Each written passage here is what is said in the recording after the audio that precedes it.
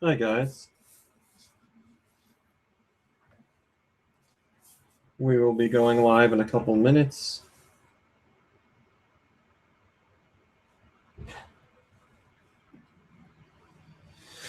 Oh, I'm very behind today. It's been a busy day, as you can see, as my hair shows.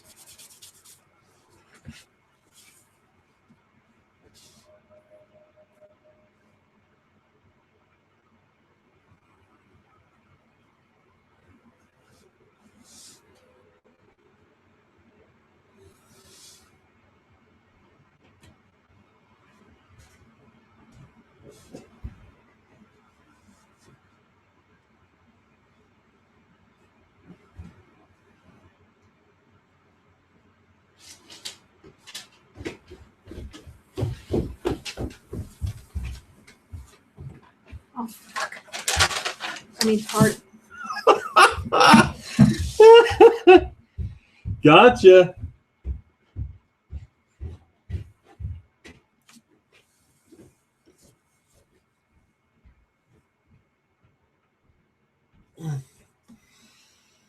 Oh, that's what I was going to do. God damn it.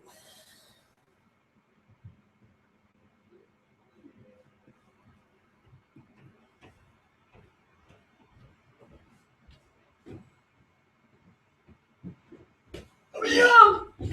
Let it out.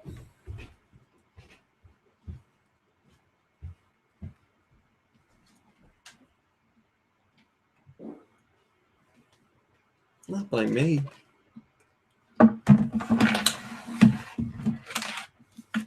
The iPad didn't feel like charging. I just found out, so that's why I'm plugged in. You shouldn't fart like that. I'm like in company. Danielle, did I fart? I'm not saying you did or you didn't. Danielle, did I fart? No. You didn't. I mean, if you don't want to, I mean, you're the one that's going to have to run back and forth. So if you don't want to do it, you don't have to. I don't mind. Okay. All right. Well, we're already late, so I'm starting the show. Oh, I thought we were starting at 6:30. Well, who said that? When? Ever? I'm not saying anyone did. I'm just saying that's what I thought.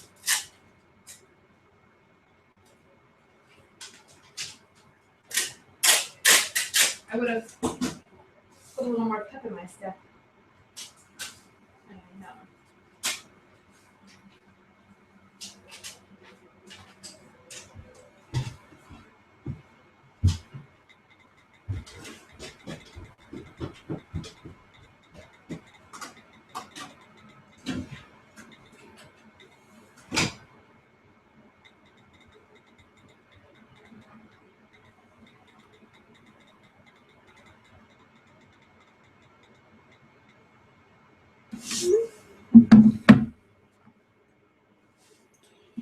Okay.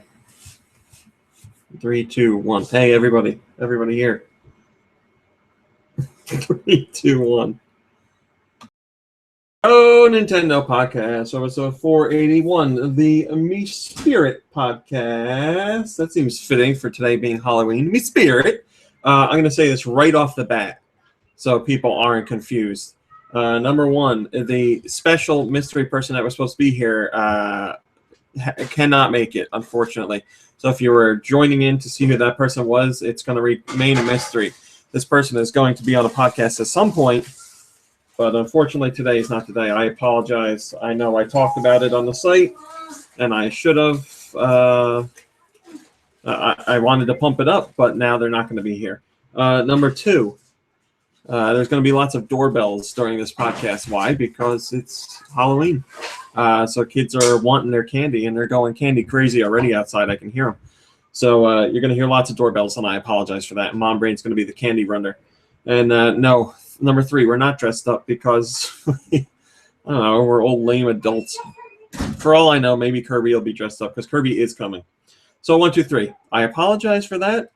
The person not being here, I apologize for the doorbell ringing, and we're not dressed up. But I hope you guys are, and I hope you guys went trick-or-treating or are planning on going trick-or-treating later today. And if you've already went, I hope you had a wonderful candy haul. Number 4, I'll apologize for too. It's been a very hectic day, so things are crazy. You might be able to hear the kids screaming outside. I know I can. All right. Spirit is a psychic-type legendary Pokemon and is not known to evolve into or from any other Pokemon. Along with Uxie and Azelf, Spirit is a member of the Lake Guardians, the Sinnoh region's psychic-type legendary Pokemon trio. Spirit is the bringer of emotion. Spirit is a small gray fairy-like Pokemon. It has 2 tails that each have a red jewel encrusted in them. These are presumably 2 of the jewels which comprise the red chain. Spirit has a partially magenta face with 4 long drooping appendages and another red gem encrusted in its forehead. Spirit's spirit can leave its body without dying and return to the body at will. Legends say that a person that touches it will need to have their emotions completely drained away. That is not scary at all. What is going on my phone? Kid knocked over the table on my foot outside. The casualties are already beginning. Mom Brain said a kid knocked over a table on her foot outside, and trick-or-treating just started here, so it's going to be a rough night. It was shown in the Needs of 3 in the battle finale of Legend that it can teleport itself, as well as other Pokemon and humans. Though playful, it is a bit mischievous. I would say it's a little mischievous if it's sucking the soul out of people, and they need to have their emotions completely drained away after they've been attacked. Yeah, I'm gonna say attacked by Spirit or Spirit. So that's your Pokemon number 481. Like I said, Psychic-type legendary Pokemon, and it does not evolve into or from any other Pokemon. Hi guys, how are you? I want to thank you again for last week's show because we had an awesome turnout in the IRC. I really appreciate it. Like I said a couple times now, we had a who's who of podcast people. Can I open the blinds a little, or did you want them closed on purpose? If you want to open them, open them. I just like to see what's coming. What do you mean scary kids? Kids are always scary, costume or not. Oh, what's this here? That's not from our stash. Where's it from? The ones you didn't eat. Ow. What do we have in our stash? Snickers, M&M's, Skittles. Quote one child, the good stuff. I could go for some Skittles, I think. Next time you're up, would you grab me Skittles? They're downstairs. What do you mean? I have to do music. What do you mean they're downstairs? I thought you were going down there. Yeah, next time I go, I'll get them for you. That's what I said. I said next time you go down there, grab me one. You said they're downstairs. What does that mean? I mean, like, it's not like next time I go in the kitchen, I'll get you one. Next time some pain in the ass kid brings the doorbell. Don't be one of those old grumpy neighbors. Halloween is a joyful time for children. Don't you remember running around your neighborhood giving out or getting candy from not from your mom? I'm about Halloweened out. We did Halloween at school. There's only one Halloween a year. All Barton Day. Are you Christmased out yet? Because you listen to Christmas music already. Mm-hmm. I'm not Christmased out. Oh, yeah, Mom Brain's mom is a notorious giver of, I would say, lame Halloween treats like what? Raisins, goldfish, toothbrushes. Like I said, goldfish, not bad. Like, I don't go out trick-or-treating looking for goldfish, but if you get goldfish, I'm like, all right, goldfish are good. But if you got raisins and toothbrushes, obviously raisins are better, but a toothbrush, come on. That, like, if your mom was giving the raisins and the goldfish, she's getting the message across. Like, I want to do healthy treats, but toothbrush is like an extra kick in the face. And like any family, like kids in the family, she'd give like goodie bags with toothbrushes Easter. Was she like all excited about it? Oh, a new toothbrush. How nice. I can't wait to give the kids the treats they're not going to want. I love the new toothbrush. Oh, that's terrible. Well, thanks for joining us, Mom Brain. Mm-hmm. I don't know where Kirby is. He's usually on time. He probably got the 6:30 memo like I did. Who said 6:30? No one said 6:30. We've never done 6:30. It really freaking hurt. Don't ignore the topic. Okay, no one said 6:30. Even earlier in the week, like whenever we do a Friday show, it is always at 6 p.m. Okay. Unless we're talking about like the olden days of the podcast, which was what?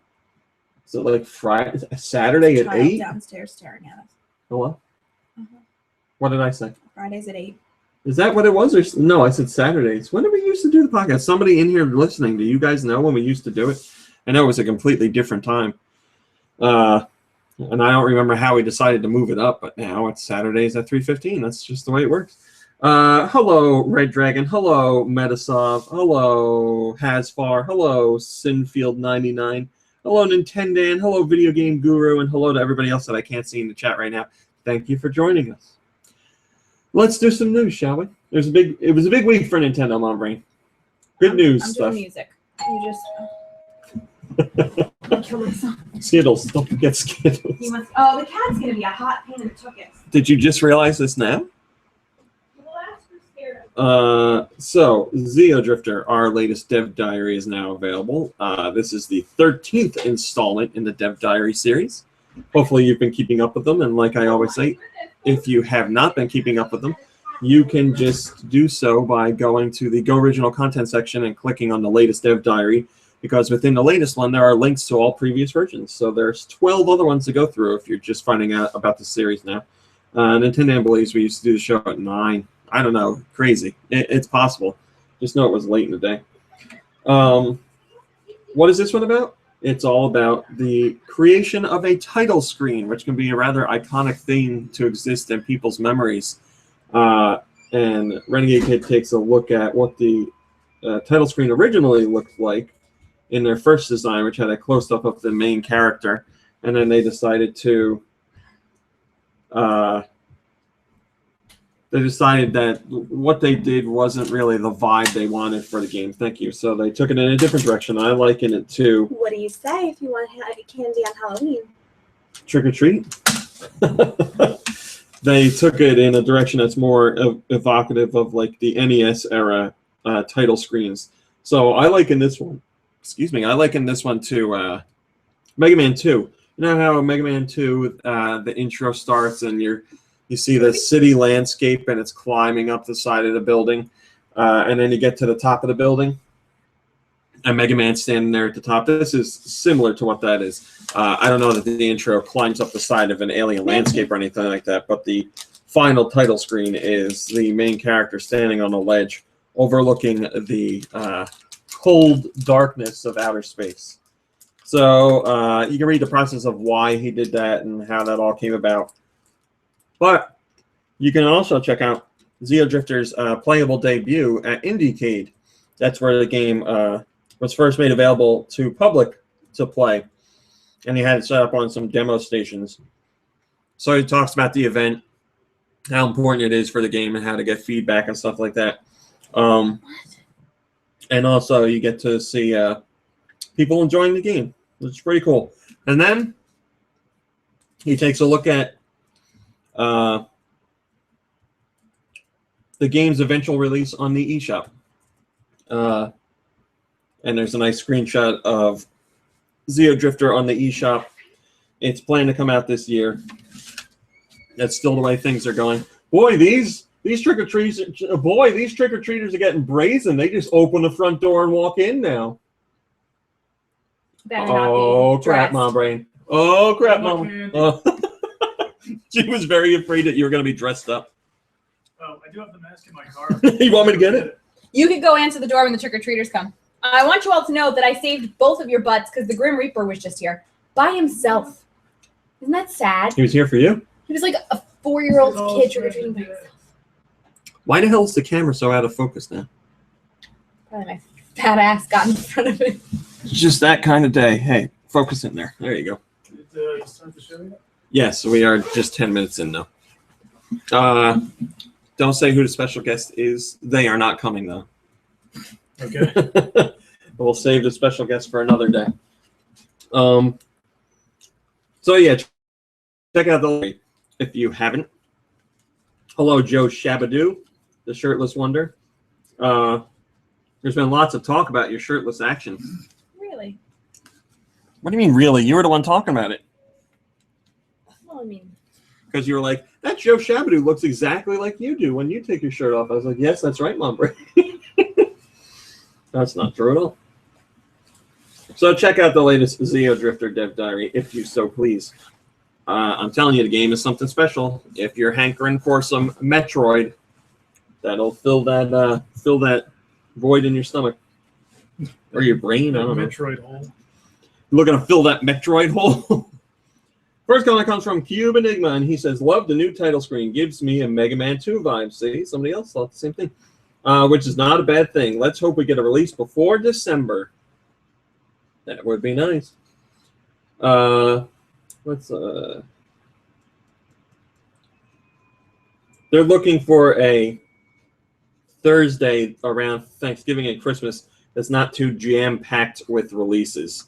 Because as you guys know, especially if you follow on our Instagram, these last few weeks on eShop have been absolutely packed, full to the brim with releases. It's been insane. Not only is there tons and tons of brand new eShop content on Wii U and 3DS, there's also digital releases for games that were previously physical copies only. So it's just a lot of content every single week, which is good. That's what we want to see. And on top of that, a large portion of that content is stuff that people are interested in rather than just like, I'm not going to name games in particular because I don't want to badmouth things, but, some of the lower quality examples of eShop games out there. But yes, these weeks have been jam-packed with stuff, which I will detail now through the European downloads. Here's what came out in Europe this week. Stealth Inc. 2, a game of clones. This is a sequel to Stealth Inc. or whatever it was called. Oh, no, Sony wouldn't let them. I think they're going to call it Stealth Bastard, and Sony wouldn't let them call it that. But we're getting a sequel, and they say you don't need to have played the original to enjoy the sequel. Stealth Inc. 2, you play the role of a clone escaping a sinister and high-tech testing facility. Stealth Inc. 2 tests both your brain and reflexes over 60 varied levels linked together in a sprawling overworld. Death is never more than a few moments away. But one of the few advantages of being a clone is that death isn't all that permanent. With no loading screens and no lives to worry about, players are encouraged to use their inevitable demise as a learning tool as they navigate lasers, homicidal robots, and terrifying bosses in the ultimate hostile work environment. Dan is playing that or has played that. I believe there's co-op in that too. Correct me if I'm wrong, Dan. Jet Tailfin has finally hit Europe. It is 2 gigs worth of garbage, as far as I know, for about $20. Enter this magical underwater world and win the coveted Shark Trophy in the intense high-speed racing game. Face the challenges of the deep, where fish fear to swim. Train and master the use of weapons and magic power boosts to win and become top fish. You don't want to become top fish, trust me. 2 gigs of garbage. 2 gigs of garbage. Yeah, it really is 2 gigs. Is that your official review? That's no, because I haven't played the game yet, so I can't review it. But word on the street is 2 gigs of garbage. Falling Skies, the game. This is a digital release only, and yes, this is based on the Sci-Fi Channel show. Or no, not Sci-Fi. No, I think it's TNT. TNT. That's what's the show on Sci-Fi again? Oh, I see it in my head. I was going to say I see it in my face.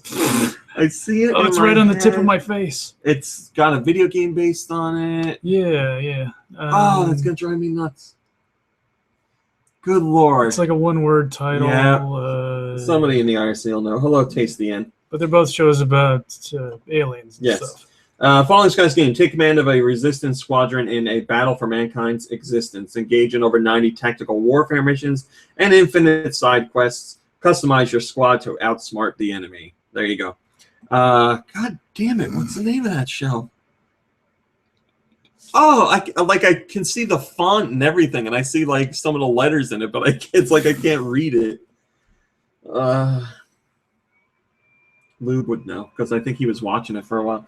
Tetrobot and Company is available, which is supposedly a very pleasant game. Tetrobot is the world's most popular and reliable robot, but he's not perfect. That's why I, Maya, have built him a microscopic little brother, Psychobot. Help me guide Psy through Tetrobot's cogs and circuits by swallowing blocks of matter and spitting them out. We can repair anything. Learn how pipes, lasers, fans, and other electronic devices work. Learn how to alter the chemical properties of slime and collect all the memory blocks that you find on the way. The owners of the damaged Tetrabots all around the world rely on us because we are the only people who can repair their precious robots. That's a pretty cool idea. I like that story. Cosmophony or Cosmophony is available. It's a musical shooter designed for demanding gamers, keeping an original and intense gaming experience. You must control the heart of a fallen goddess within a dying universe in order to fulfill her destiny. Your goals and progress. Oh, okay. Your goal is to progress through a series of levels designed to be played to an exhilarating 100% drum and bass soundtrack by DJ Salaryman. Discover a powerful new gaming experience that is uniquely satisfying. Boot up Salaryman. Donkey Kong Country 3 Dixie Kong's Double Trouble is available. So now Europe has all 3 Donkey Kong Country games on the Virtual Console for Wii U, and we have none. What's going on in Europe? Devil World is available. The NES classic game is on the Wii U Virtual Console. There's a Color Zen demo and special offers on Zen Pinball 2, Doctor Strange table, and Zen Pinball 2, The Walking Dead table. 3DS eShop, what did they get? They also got a Color Zen demo. They got Art Style Baseball 3D. They finally, after months and months of waiting, got Shin Megami Tensei 4. The Eastern Kingdom of Mikado is a city of the chosen, sitting on high and protected all around towering walls. Yet its people are at risk from an ongoing demon threat that the player, as a newly appointed samurai, is duty-bound to fight against.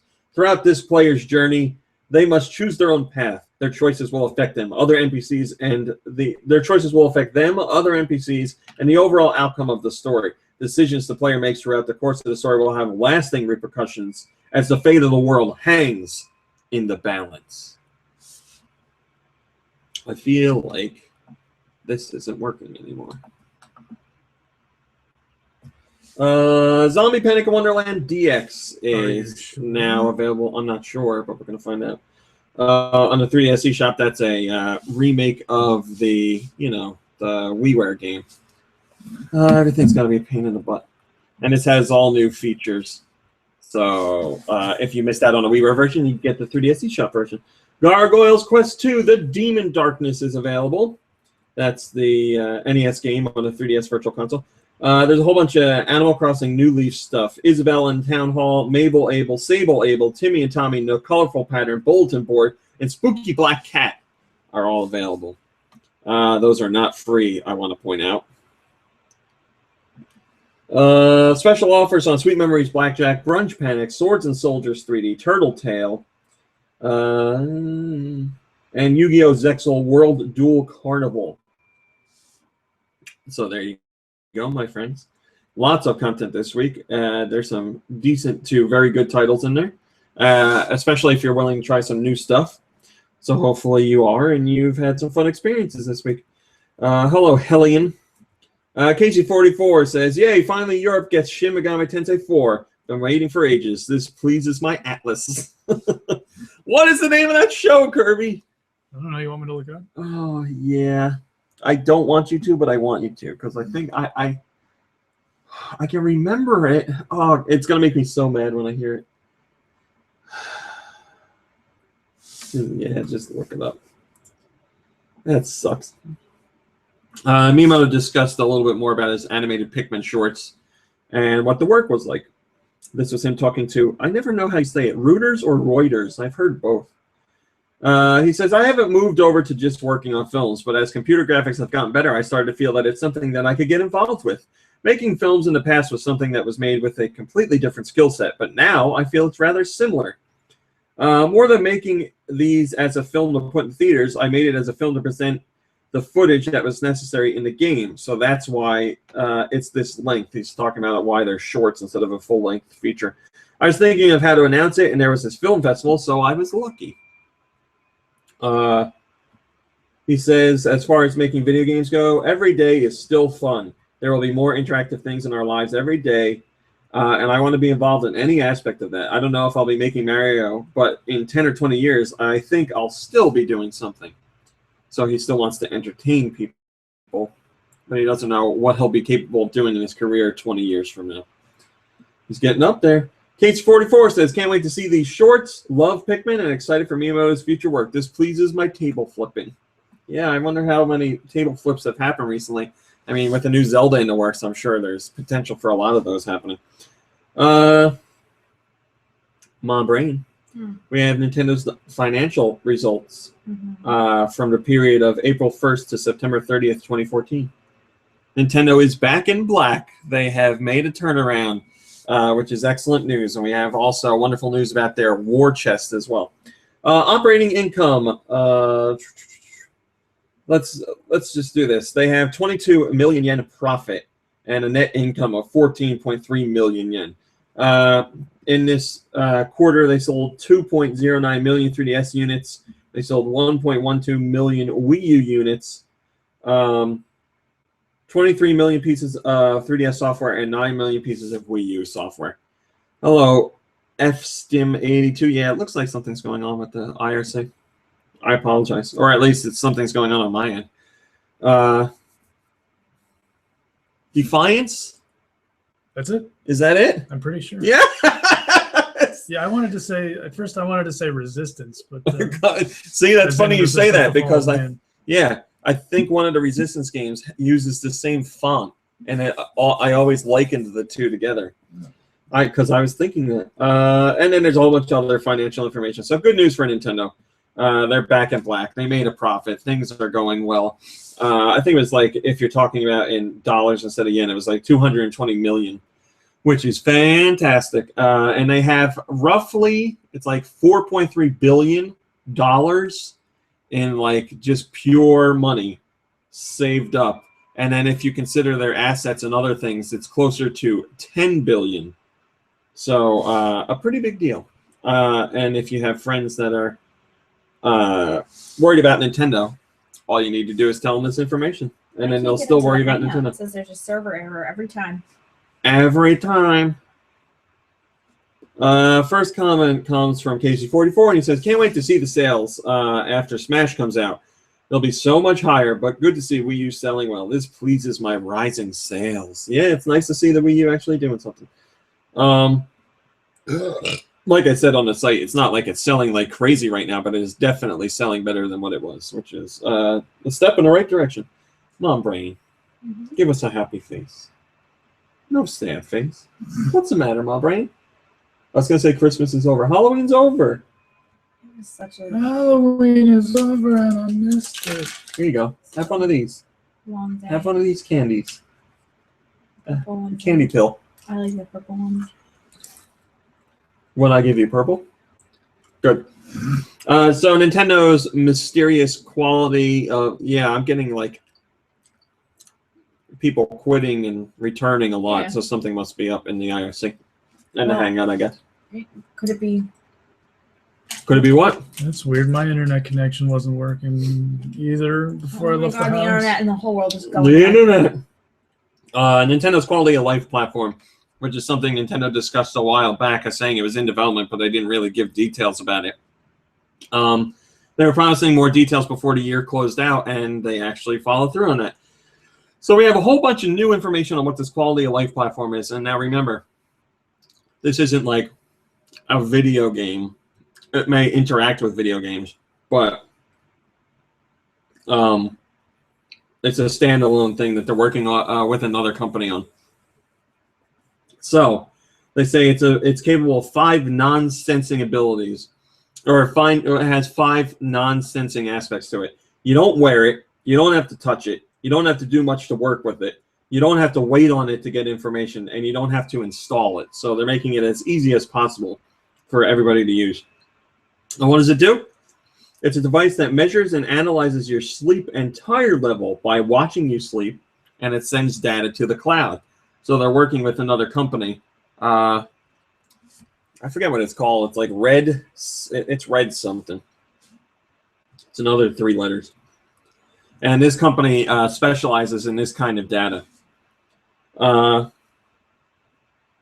then the data that you get will be able to be sent to, say, your cell phone, a tablet, a computer, a game system. All those are possible. They're looking to have the device and or devices out by 2016. Oh, boy. So, like, they were saying by the latest March 2016, they'll have something out.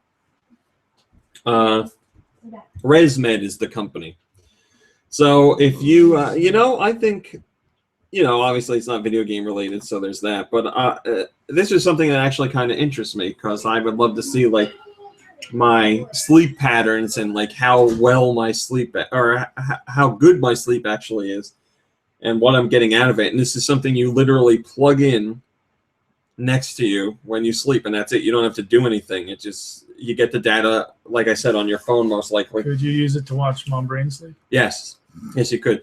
So this company has something out that looks almost exactly like what Nintendo's trying to do. So it's probably going to be, the quality of life stuff is probably going to be very, very similar, just with a bit of Nintendo's expertise in marketing and some game elements added into it, making some sort of game out of the data. But the thing that the company has out right now looks at how long you sleep. It measures when you actually turn and move. It measures how much you turn and move. It measures the temperature where you are and how much that impacts your sleep. It measures the noise where you are and how much that impacts your sleep. It keeps watch on your breathing to see when you enter the different stages of sleep. It tracks how long you're in those stages, and then it factors in like how long you're actually in deep sleep compared to like falling asleep and waking up. And it has a special alarm service that is supposed to wake you up in a way that helps you feel more rested rather than just being jolted out of sleep. So, and it does a whole bunch of other things too. We posted the video of the ResMed product, so if you're interested in learning more about what Nintendo's quality of life stuff could potentially be, check that out. I found it really interesting. And there were a lot of negative votes on the post, but there were a lot of positive comments.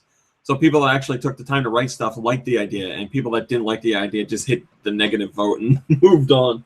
I think that speaks volumes for some of the people on the internet. Sparky Muffin says, "Me sleep. This would actually be really cool. Something to encourage gamers to sleep more. Get a better sleep schedule."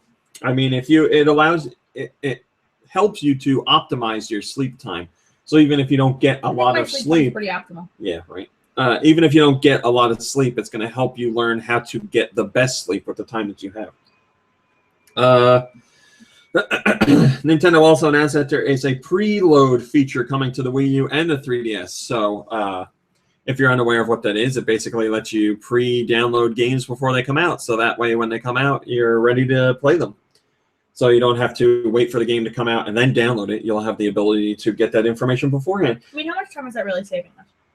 With today's games, it could save you like 45 minutes, I guess. Oh, it depends. Like Bayonetta 2 is a big game. It's like, I want to say like it's over 10 gigs. So depending on depending on your connection, your internet connection, and the time you're on, and how many other people are on, it could take a good couple of hours. So if you want to sit down and play a game like you would, you go pick up a game from GameStop, you put it in your system, and you play. If you'd like to have that with digital, now you'll have that option. You can say, "Oh, this is coming out. I'll get it." It preloads without you having to do anything, and then it's ready to go when you're good to play. And this is going to launch for the 3DS in 2015, but it launches for the Wii U in 2014. And the first game to do it is Smash Brothers Wii U, which is the perfect game to launch it with. So if you're planning on getting Smash Brothers Wii U digitally, you'll be able to preload the game. Nintendo is talking about the sleep stuff, and he says Nintendo already had that sleep clock feature on DSiWare. That's right. I forgot about that. Lewd Party says, "Very interesting. It's too bad they're doing away with digital deluxe promotion. Otherwise, I would have stayed on the digital train. But cool nonetheless." Yeah, I mean, I don't know how much I'm going to use the preload feature, just because I usually set stuff to download as I'm working, so it doesn't really matter. But I'm sure there'll be a couple games in there that I'll want to utilize it for, like stuff that I'm super, super excited about. Smash Brothers is a great one. Legend of Zelda or something like that. Or even smaller digital games that would be good to just grab quickly so you don't have to worry about it later. You could have something download while you're at work or school, and then when you get home, you can play it. The Pokemon Company president talked about using new technology and more online aspects to further the Pokemon experience. This is Mr. Tsunekazu Ishihara, talking about Pokemon. He says, "I wonder which topics I can discuss, but there's something I can tell you. I want to enhance the fun of Game Freak's Pokemon series by using the latest technology possible and doing more advanced things. If players use the link cable in Pokemon Red and Blue, Pokemon could level up faster or evolve. No game had offered this kind of experience before. Communicating like that has progress, and now features such as playing via the internet and Street Pass are used. What will it look like if communication keeps progressing more and more? Although I can't say anything concrete yet, I'd like to see that kind of thing implemented. It would be great if the newest technology made possible Pokemon gameplay, which would surprise players as much as they were surprised with Pokemon Red and Blue. For example, in Pokemon Bank, Pokemon can be stored in the cloud. You can take them out when you want, and then return them again when you're finished. I think that playing using the internet will keep steadily evolving in the future, too. In an environment like that, what kind of Pokemon gameplay should be offered to make it most fun? This is always discussed within the company, and extremely varied ideas come out. So they are talking about the future of Pokemon, and it ties in with the future of technology itself. Calling it now, newest tech, a.k.a. more lines of Pokemon NFC figurines for $15 a pop incoming. Gotta buy them all. That's exactly what I thought of when I was reading this. I was like, with like Amiibo coming out, do like a whole lineup of Pokemon. They know it'd sell like crazy. But they weren't willing to say specifically what's going on. What is going on here? She's petting the cat. That is weird. Look at how you can just tell how angry he is. He's so being nice to me right now, letting me. Yeah, until you Yeah, put you him can down. tell how he's, the way he's like not The way he's you. biting your fist right now. What is going on here? Hey, what is going on here? We got some more details about Nintendo's Quality of Life platform. Uses various sensors, which obviously you already understand. The device can be placed next to the bed. What's that? Is that monsters? Yes. It may have a subscription service. It is coming from Nintendo's new healthcare division. It uses radio waves. It also reads a user's movement, heart rate, respiration, and fatigue levels. And obviously, it aims to improve your health by also talking about quality of life through diet and exercise. So focus on sleep, but it's going to tell you how important the other stuff is as well. We'll skip over all that. So Nintendo's financial briefing information came out this week for the second quarter, which we've already discussed. But there were a whole bunch of interesting tidbits that came from the actual briefing itself, where Iwata sits down and presents a slideshow to investors and journalists. So we got some great information from that. There's also a question and answer section that's infamous every year. And that is also available, but only in Japanese right now. The official English translation hasn't come around yet. Usually it comes out like a few days afterwards. So right now, anything you see from the question and answer section will be secondhand translation, not an official translation from Nintendo. But this stuff is officially in English. The 3DS set million-selling software record in Japan, says Mr. Iwata. He says 4 double million selling titles in 5 months is a first in the history of the Japanese video game market. It is almost certain that the 3 title, so this is the first time that Japan has ever seen 4 double million selling titles within a 5-month time span, and all of them obviously were for the 3DS. And he says there's more games in the works that should be able to hit that mark as well. So good news for the 3DS. Because he's projecting Pokemon Omega Ruby and Alpha Sapphire will be one of those. Smash Brothers is obviously one of those. Monster Hunter 4 Ultimate is in there. Yokai Watch 2 and that new version of that is coming out as well.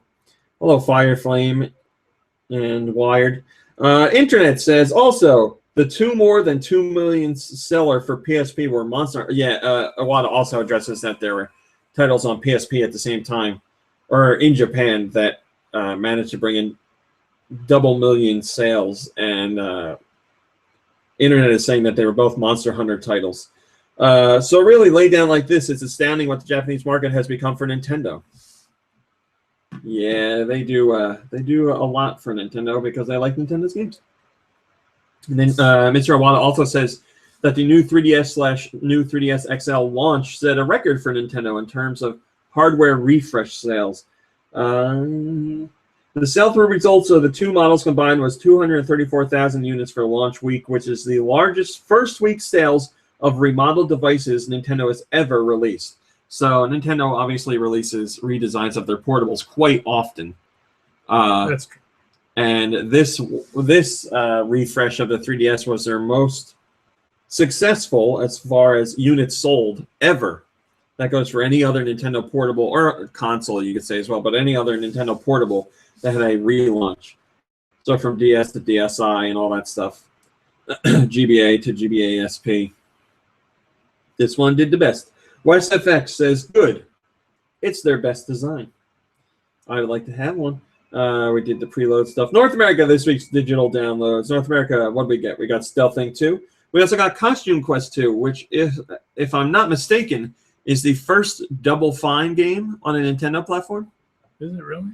I can't think of any other. I might be wrong, and I'm sure someone will tell me I will or I am, but let's see. Psychonauts wasn't on any Nintendo system. Grim Fandango and all those games before that. Right.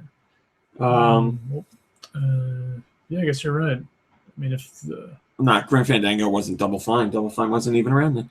The Jack Black game. Yep. Brutal Legend. Yeah, that wasn't there. Nope. Stacking wasn't there. What's it called? Iron Brigade. I can't think of any. Cookie Monster game. And also, I believe Costume Quest 2 is Double Fine's first sequel that they've ever done to one of their franchises. Costume Quest 2, trick, treat, and pick a fight with demented dental soldiers in Costume Quest 2, the sequel to the hit Halloween RPG Costume Quest.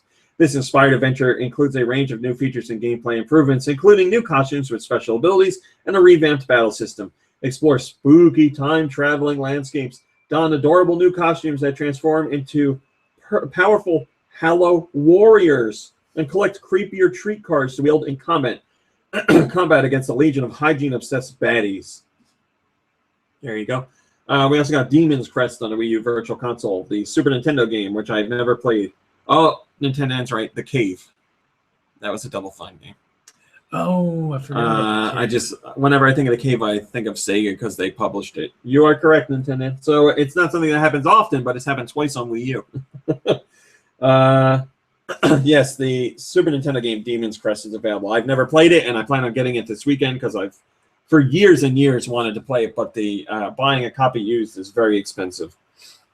Firebrand the Gargoyle must set off to recover 6 magical stones of the Demon Crest before the realms of humans and demons fall into the hands of the evil nemesis Phalanx. Breathe fire, claw walls, and hover across 7 intense levels as you fight to save the realms for eternal unrest. Kirby Nightmare and Dreamland, the GBA game, is also available on Wii U Virtual Console. Gargoyle's Quest 2, The Demon Darkness, is available on the 3DS and Wii U Virtual Consoles. 3DS eShop. What did 3DS eShop get? It got Whoa Dave, which I am quite enjoying, and I'll talk to you about later. But I'll read you the description now. In Whoa Dave, players gun for digital glory by slaughtering aliens, stealing their loose change, and racking up the highest score possible. Easier said than done, however, as everything on the map, including your own ammo, is trying to kill you. No one ever said being a Dave was easy. Good luck, and may the best Dave win. These are the Daves I know. This is made by the people that did the Bit Trip series, but they're not called that anymore. They're like Provisional Games, or I don't remember what they changed their names to. I don't either. Sorry. Dan will know in a couple minutes. eShop sale on Resident Evil Revelations and other Resident Evil games. Sale on Block Drop U. Qual Reflect. Cloudy with a Chance of Meatballs 2 is on sale. Hotel Transylvania is on sale. Also new this week, we also got the Colors In demo. We also got Cosmophony and Falling Skies. We got Pixel Paint on the Wii U. Rock Zombie on the Wii U. Tetrabot Company on Wii U. Duck Dynasty for 3DS. Oh boy. Harvest Moon, The Lost Valley, Zombie Panic and Wonderland DX, SpongeBob SquarePants, Plankton's Robotic Revenge, Transformers Rise of the Dark Spark, and Wipeout Create and Crash have all been previously available, but now they are available to purchase through the eShops on Wii U or 3DS. So a huge week of content. Choice Provisions is the name of the company. Thank you very much, Dan. First comment comes from Guy Bonds, and he says, SLU, can't wait for the Virtual Console to kick into high gear. Some N64, DS, and GameCube games, please, Iwata. I don't think this week SLU, but it is. I'm guessing you're joking. Amiibo retail displays and kiosks have started popping up at various retailers, and you can go and use an interactive screen to check out what's going on with Amiibo, what it does, what it'll be available for, what games are supported. So we see obviously all the Amiibos are supported in Smash Brothers. The Mario Kart 8 listing shows Mario, Yoshi, Peach, and Donkey Kong Amiibos as being supported. Hyrule Warriors shows Link's Amiibo being supported. And if you'd like to get a better look at what the Amiibo are and what they do, you can check out these kiosks. You can find them in Walmart or Target, you know, those types of places. Uber Pyro 64 says it would be cool whenever they get to that Bowser Jr. Amiibo that's using it, adds Bowser Jr. to Mario Kart 8. Yeah, I'm sure we'll see some more additions later on. Also, the Amiibo presentation in this kiosk has silhouettes for Amiibo that aren't A, announced, or B, officially given release dates. So, for example, the Amiibo presentation kiosk shows that Pikmin and Tom Nook, it shows them in Amiibo figurine poses with bases. We haven't heard anything about those characters getting Amiibo before. So this isn't a confirmation, but it would certainly seem to point in that direction that those guys are going to get releases like that. Pikmin isn't too crazy to think of getting an Amiibo. Tom Nook is a little crazy, right? Like he would, because we have Villager. I'm surprised Tom Nook's there. And also the silhouettes show Bowser as well, which we've seen, but don't know of a release date for. So Bowser's on the way still. Psycho Duck says, hell yes to these things. Seems like they're on the way. Sakurai has opened up about the terrible cycle of development in Smash Brothers games to really explain just how excruciating it is.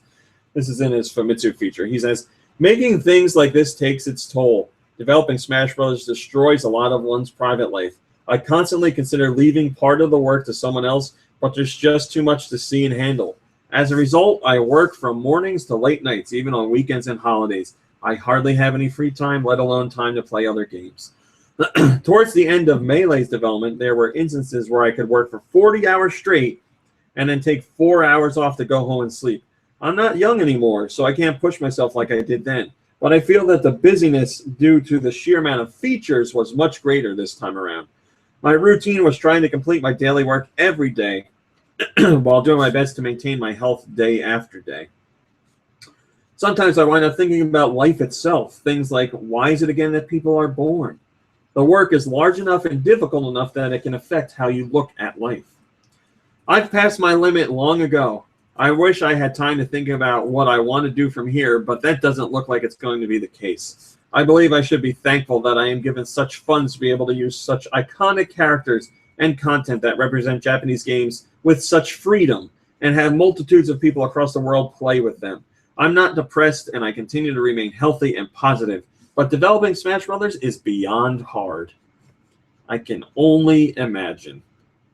The sheer amount of content that goes into one Smash Brothers game will be enough to crush anybody.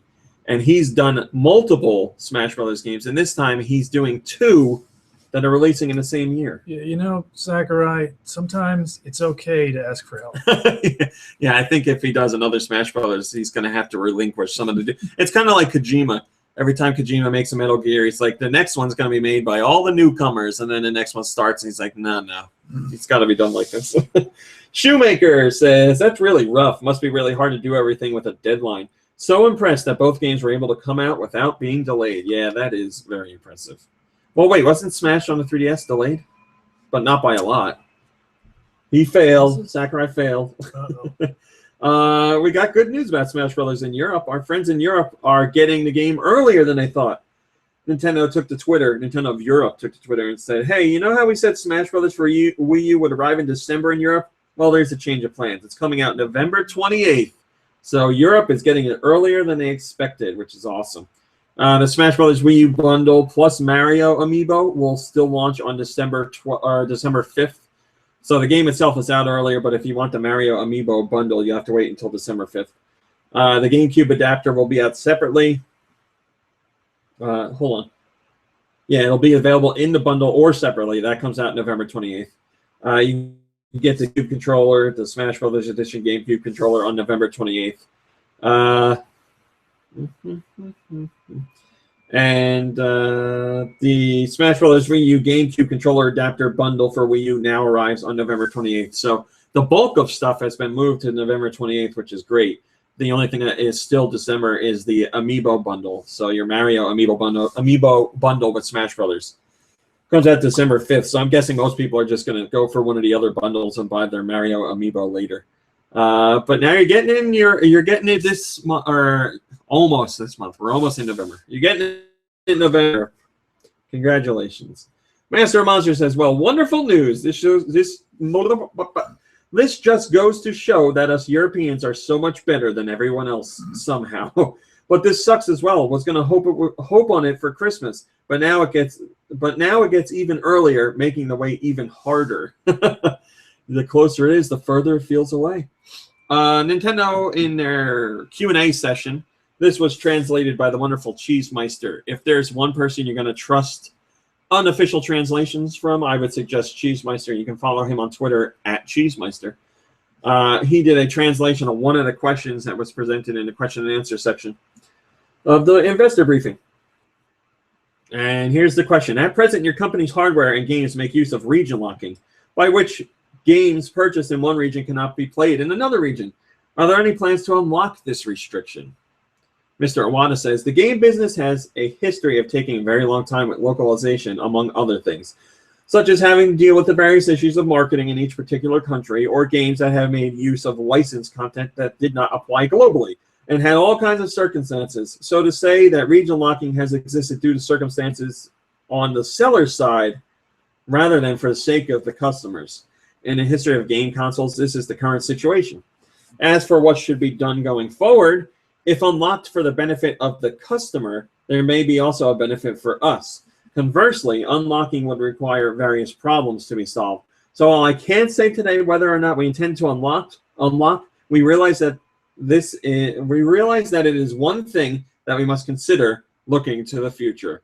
So that is the most progressive answer we've heard from Nintendo on the topic of region locking, because lots of people are upset that 3DS and Wii U are region locked. I'm one of them. If 3DS wasn't region locked, I would definitely be importing games, which is what I did with the DS. I imported games on the DS because it wasn't region locked. But it's been very hush-hush from Nintendo all along. But now we have the president of the company saying this is something that needs to be considered, and it could be good for consumers. If we do it, there's issues that need to be addressed, but it's something worth looking into. So that's excellent news. Glad to see they're at least considering that thing. G-Man Sir says, insert this pleases my nipples variation for RMC to read on the podcast. It's true. This pleases my Mr. Game & Watch, because you have a Game & Watch avatar. That's it. That's all. Oh, boy. We did all the stories. Really? That's all? That's all the top stories for this week. Yeah, we're at 50 minutes, so we're about right on schedule. Kirby. Yes. What did you play this week? Not a lot. I got a new phone last week, so I've been, playing stuff on that. Would you say you've been playing Retry? Oh yeah, I did. I did download Retry, and I've been retrying the hell out of that game. I just finished the game. I beat all the levels. Wait, you mean it ends? It does end. I don't know if they're going to add more levels later, but it eventually ends, yes. And I've never been so proud before. Yeah, it must have been kind of tough. I was looking at the challenges, or I was looking at the things you get trophies for, and the trophies are crash 500 times, or crash 3,000 times, and I have all those trophies. But yeah, that's the easiest thing to do in the game. Yes. So you're playing it and you're enjoying it on your new phone. Yep. And I also got that Timberman game. Oh yes, that's a fun one too. Your brother's a fan of that. Yeah, that's. I think that's how I found out about it. Retry. It's from Rovio's new division, their level 1 division, I think it's called. And the game is free on mobile. You don't have to spend any money at all if you don't want to. So if you have a mobile device, you should check it out. It's a lot of fun. It's about a little plane that flies only in loops if you hold your finger on the screen. So you have to tap your way through obstacles to land at hangar checkpoints and collect coins and eventually make it to the final hangar in each level. And it may sound easy, but it is very hard, and they do not shy away from making very difficult levels. So it's fun. You playing anything else?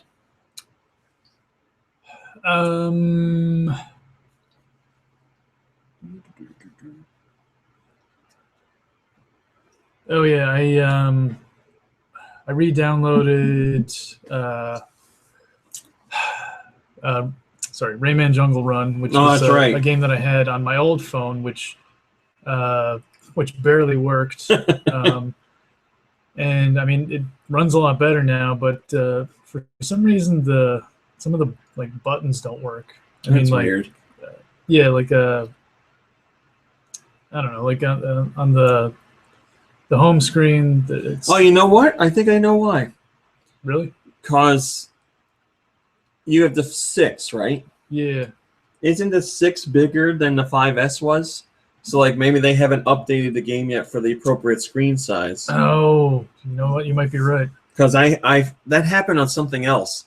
It was a Way Forward game that they had on the iPhone, and they hadn't updated for the new screen size yet. So when I went to go hit buttons, nothing would happen, and I have to like shift to the left or the right to hit them. You know what? Come to think of it, that's what I had to do. I had to like, instead of just pressing my finger against the screen, I had to like swipe it a bit. There you go. That's got to be it then. Yeah, maybe they just haven't updated it yet. Oh, I didn't even think of that.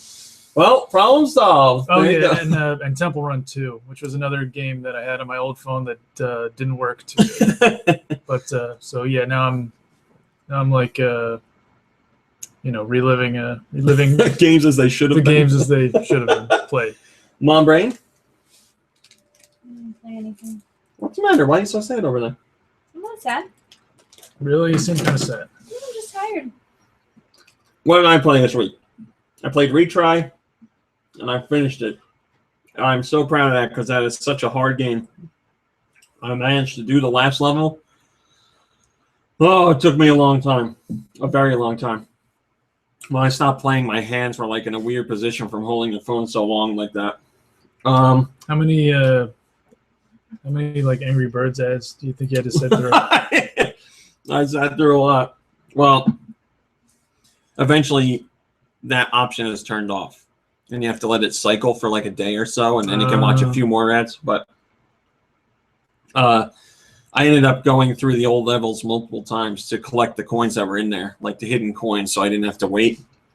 Just because there's not enough ads to watch. So you were grinding. I was. And then, certain levels require a certain amount of stars to open. And I had to go back through older levels and get higher amounts of stars. So, like, there's very few levels where I have only 1 star. Almost all of them are 2 or 3 stars just because you have to unlock stuff. Except when you get towards, like, the very end. Good amount of those are 1 star because they're so hard. I have to star for finishing the level, and that's it. So I played that. I played Skylanders Trap Team last night. I was playing that because I have a review for Nintendo Force. You can hate me, but I like those Skylanders games. I understand the frustration with having to buy the... Well, you don't have to. I mean, you can get the launch bundle, and that will take you from the beginning of the game to the end of the game. But if you want to experience all the content the game has behind like locked doors and stuff, then you'll need other Skylanders, so you have to go out to the store and buy them. But I really like them. I think the games are really well done. I think the voice acting is really good for what it is. It's like a Saturday morning cartoon. So I think it's got Patrick Warburton and the guy that did Invader Zim. And some other notable people in there, like people I might not be able to name, but I recognize their voice. Mm-hmm. And you guys know the big twist this time is the Traptanium portal for trap crystals. So when you fight certain mid bosses or end bosses, when you defeat them, if you have an appropriate trap crystal, you can slam it down into the portal and trap the guy. The trap portal. The trap portal. And then you can use that guy that bad guy to fight for your side, and you can just call him in with the press of a button. As long as his trap is in the portal, you can call him out.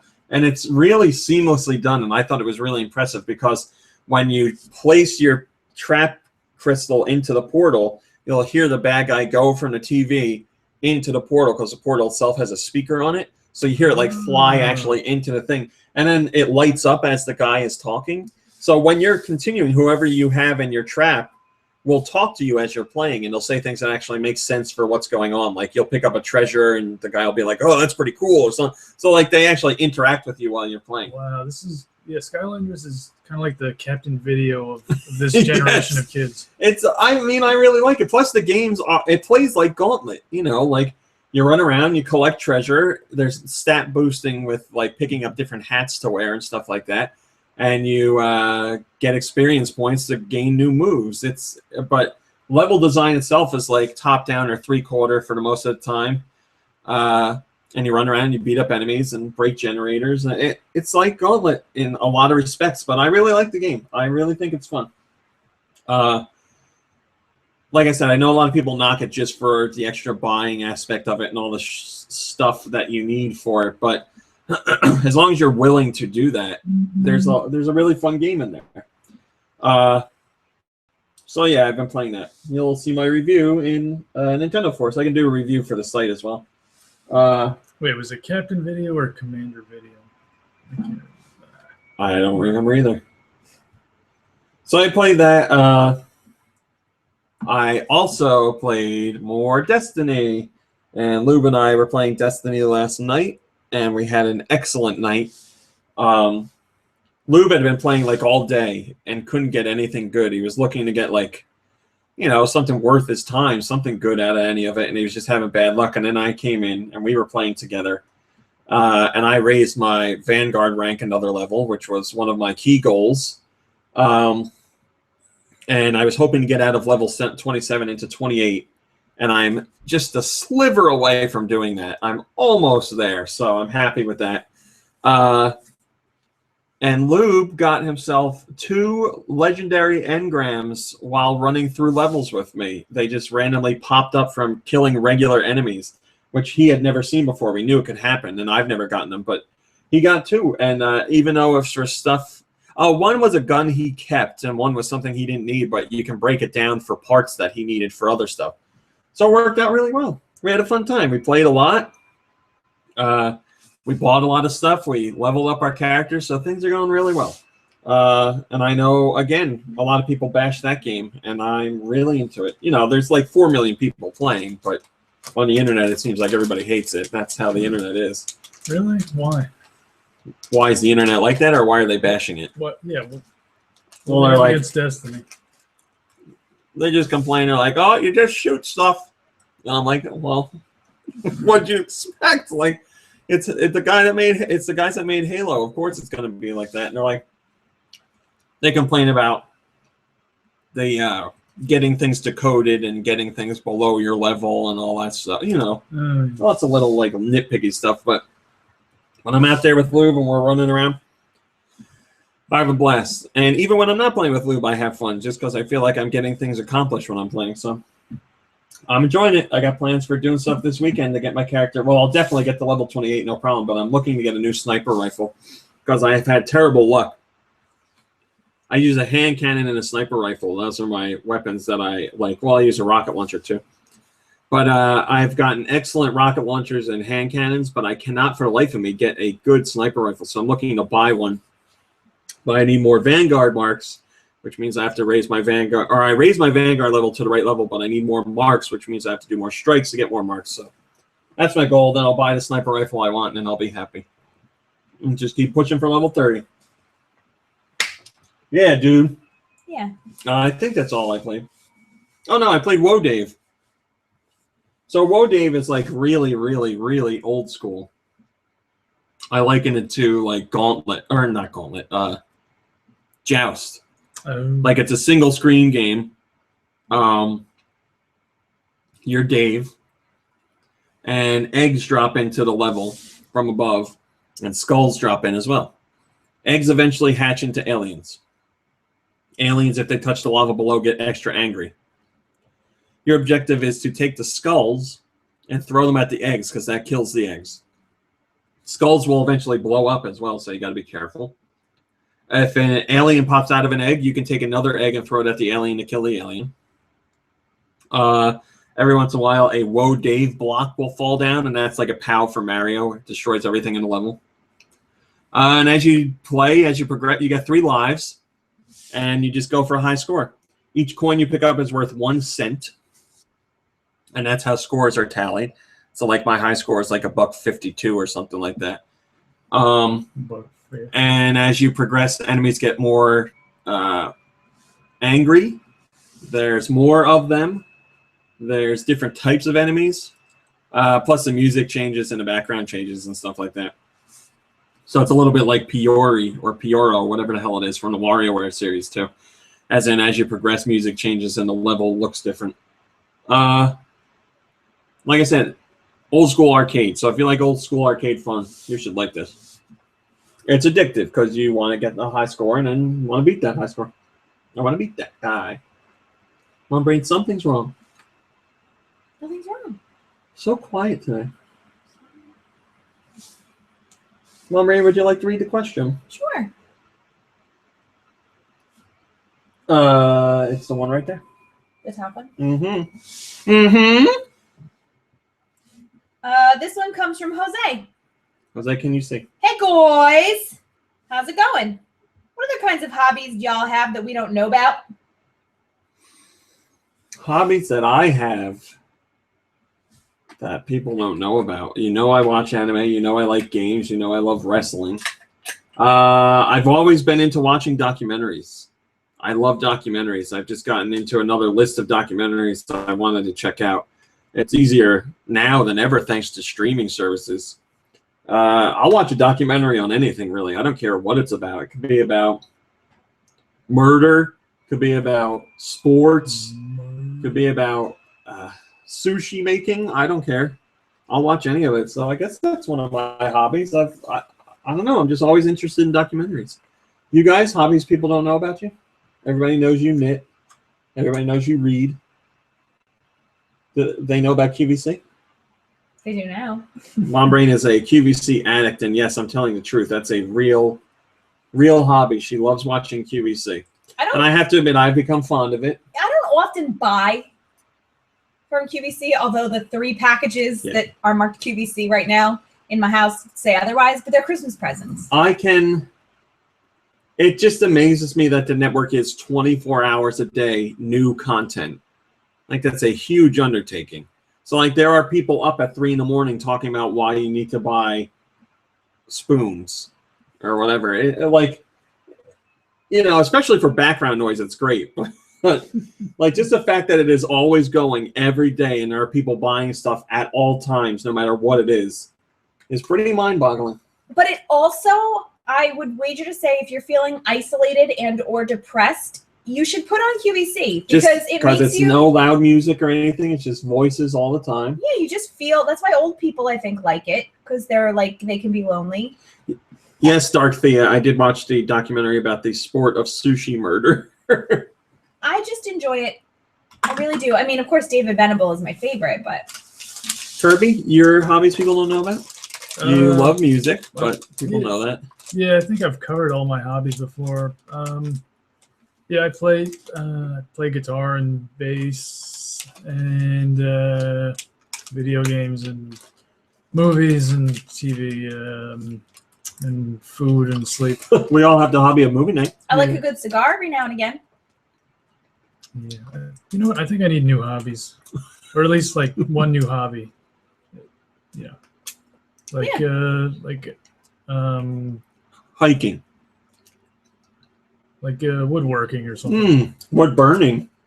That's something you could do in your apartment. Yeah, wood burning was fun. It was a gift I got. It was one of my dad's standard gifts that you never ask for, but he gets it for you.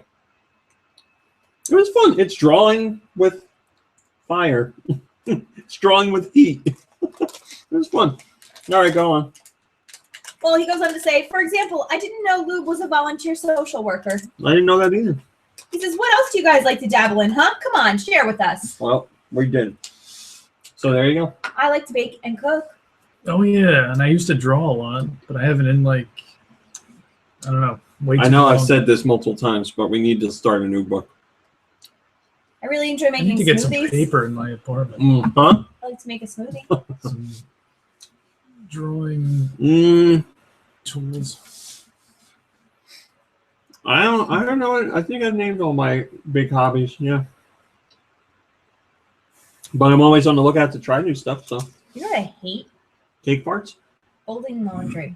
It's not a hobby. I'm just It's saying. an opposite hobby, a reverse hobby. Yeah. It like irritates me. A B-hop.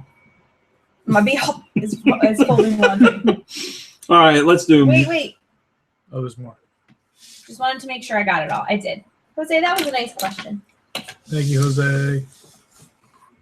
That was good. I like that. Careful now, girl. You keep calling me that. Good. Are you a girl? Well, yeah, but I mean. Yeah, it makes her sound like a horse, though. That's why it's funny. Oh. Go on, girl. Down here, girl. Come on, girl. Come on, girl. You hungry, girl? You hungry, girl? Oh. Oh, that's good. All right, go ahead. Girl. All right. This one comes from Cube. Enigma? Yeah. Yeah. Cube Enigma. You go to message boards and leave podcast questions if you want. It is on. It is playing. Wait some.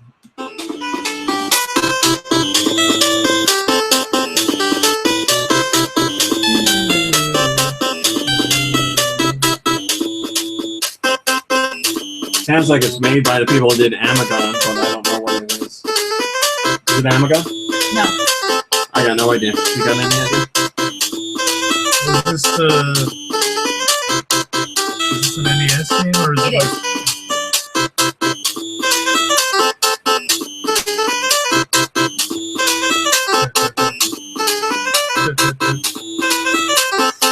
Yeah, I don't know. No idea. That was Mendel Palace, I've never played it. I know of it, but I've never played it. and it was from Cube Enigma, and it was on the NES. Dang. Next song Yes. comes from Senpai. Did he Hi, notice this? Maximilian. Oh boy, it's back to a bad week. I can't even tell what's this one. GBA? We don't get the first two songs. We watch over.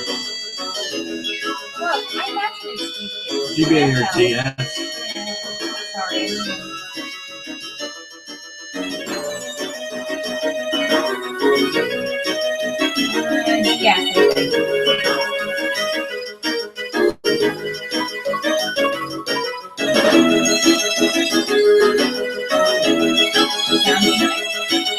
What?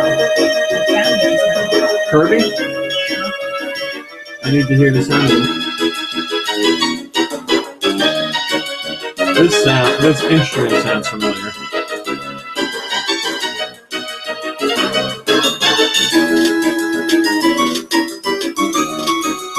It's gotta be GBA. It sounds very GBA-ish. Is it? No. Is it?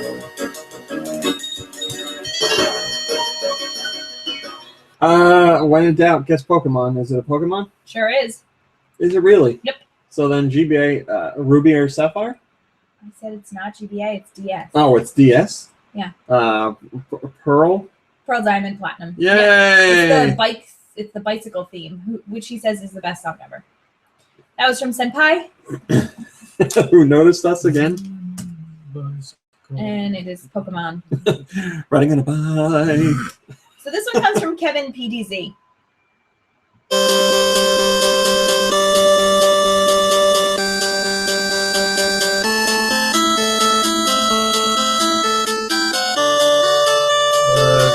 Gunsmoke. No. Gun dot smoke. I got no idea. I don't think you would. Okay, Final Fantasy. No. Dragon Quest. No. Dragon Warrior. Okay, I don't know. Hurry? Some sports game.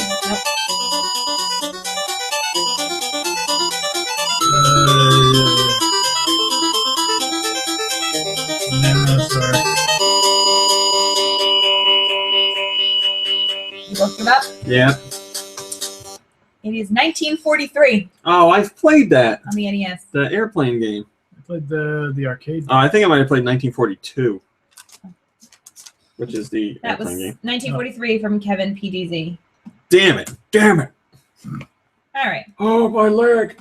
So Cosmic Battle Striker 1 to 3. We haven't heard from in a while. I guess we still won't. Coming.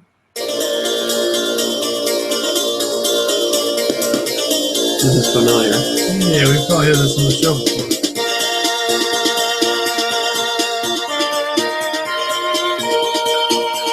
Yes, we have had this.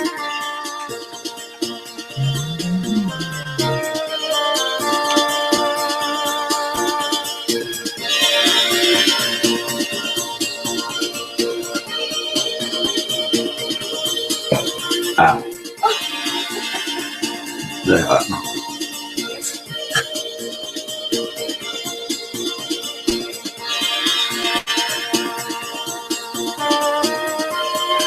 Is this a DS game? Yeah.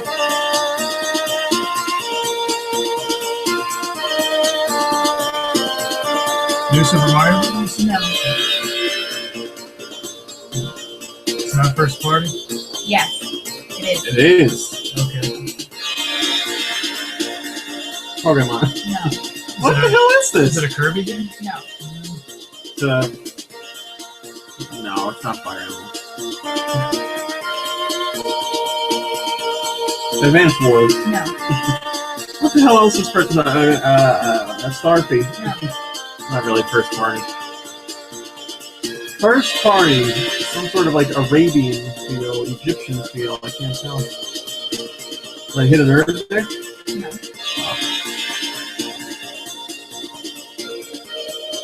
Alright, Luigi.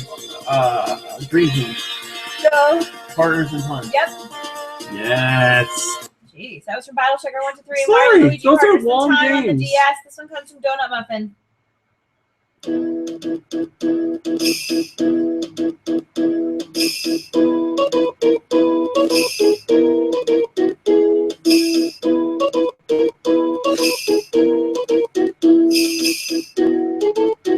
Super Nintendo? Nope. N64? Yep. God, it's Quest 64. Yep.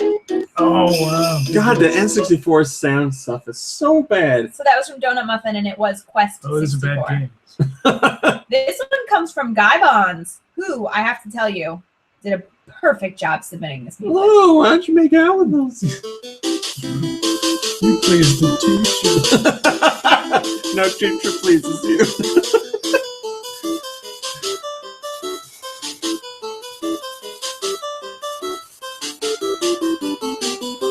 Is this a Game Boy game? No. I was gonna say NES? Speedy Gun Yeah. Girls.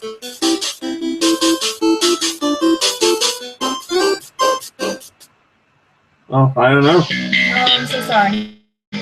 Let's not think about that Oh, That's one. from sorry. Sonic. This last one from Guy Bonds. Anybody? Barbie. Is it a licensed game? Like, I think it is. is there a mouse in it, I don't know. or a cat, or Is there a Tom and or a Jerry No, in it? No. or a Mickey, No. or No. We don't know. Garfield? Well, he says it's a pretty obscure game, but it was one of the only games his grandma had, so he played it a ton because he played a lot at his Bible grandma's Adventures. house. Classic Concentration. Oh. Well, it is licensed, just Yeah. never again. That was from Guy Bonds. Thank you, Guy Bonds. This one comes from Jet Jaguar.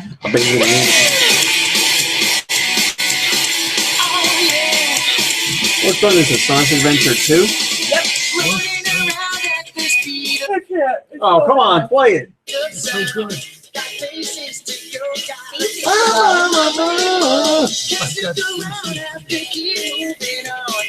That Crush, whatever it is. Crush 40, whatever the name is.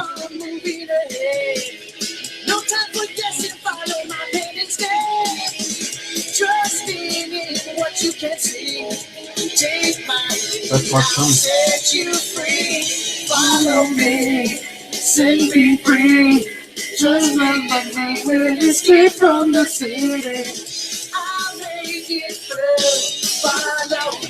And I was playing Sonic on the Genesis. This is why I envisioned for the future of Sonic. All right, I can't. That was from Sonic Adventure 2 on the Cube. This just and it in, was from Chemical Jet says, Jaguar. ugh. So full of 4 slices of pizza. Stomach hurts. I'm so jealous. 4 I'm on- slices. I'm on Pizza A Hut. few weeks ago, I ate like an entire pizza by myself. Shh, don't tell anybody. That's Kirby's hobby. Eating entire pizzas. Housing pizzas. You guys want to? If you give me $5, you can watch Kirby House Pizza. You can watch this pizza dump. Next song, please. Link Triforce sent us this one.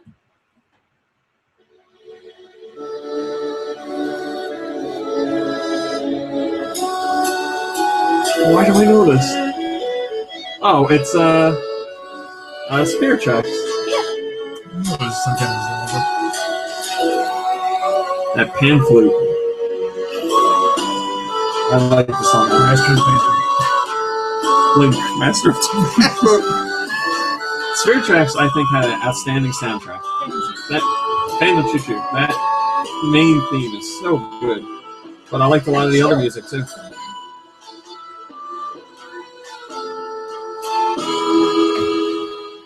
I like that. No, I don't remember that. that was from Link to Triforce, and it was Spirit Tracks on the DS. This one comes from WestFX. Scram Kitty and his buddy on rails. Yeah. If you haven't played that game, you should play it. It's tough, but it's a lot of fun. I wasn't expecting a good soundtrack too. Fun soundtrack.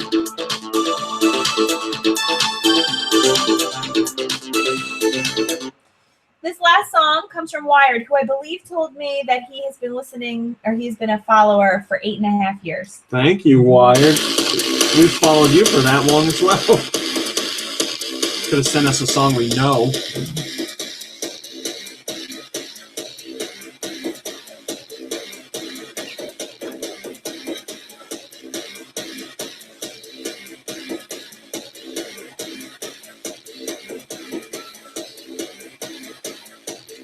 Joe Shabadoo says he'll eat a slice of pizza shirtless on camera for $40. $40. He probably does that anyway. You did it for free last week. Yeah. Will you eat pizza? French fries. No, yeah, French fries. This feels like a fighting game.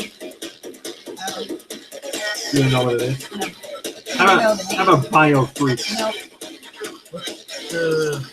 What's this one? Oh boy.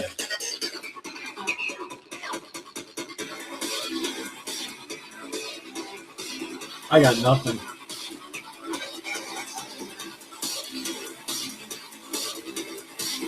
It's not the Goldeneye, is it? I don't know. It was Spyborgs. Oh, damn it. That piece of garbage. From our buddy Wired. Oh, what a jerk. Good one, Wired. Good one. We gotta wait to see how many we got right or wrong, but no, we got more right than we got wrong. Spyborgs. Spyborgs. I recorded the latest bedtime stories, but I haven't watched it yet. Speaking of Q&A, I feel like we got them all right.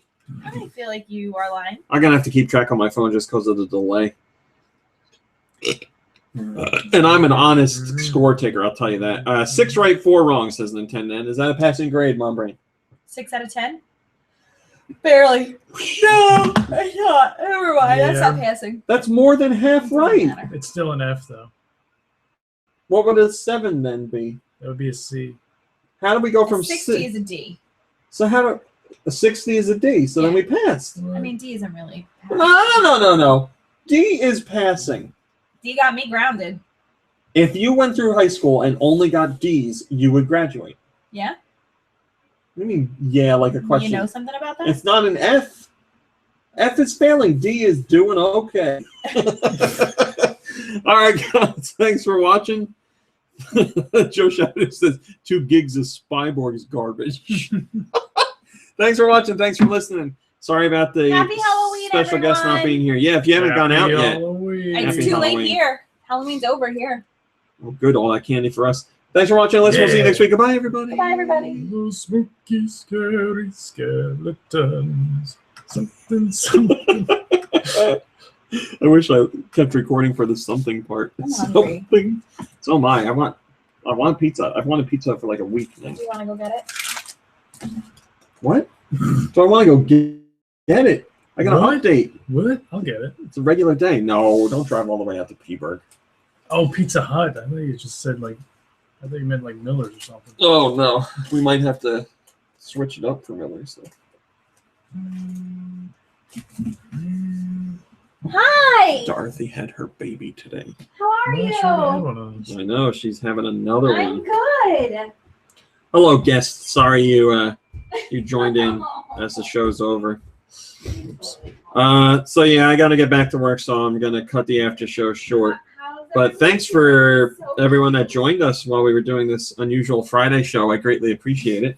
And next week we should be back to normal. So have a wonderful Halloween, rest of your Halloween. Enjoy your candy all this weekend and make yourself sick by the time Monday comes around so you feel horrible when you're going back to school or work. Thanks for watching. Thanks for listening, and we'll see you next week. Goodbye, everybody. Bye.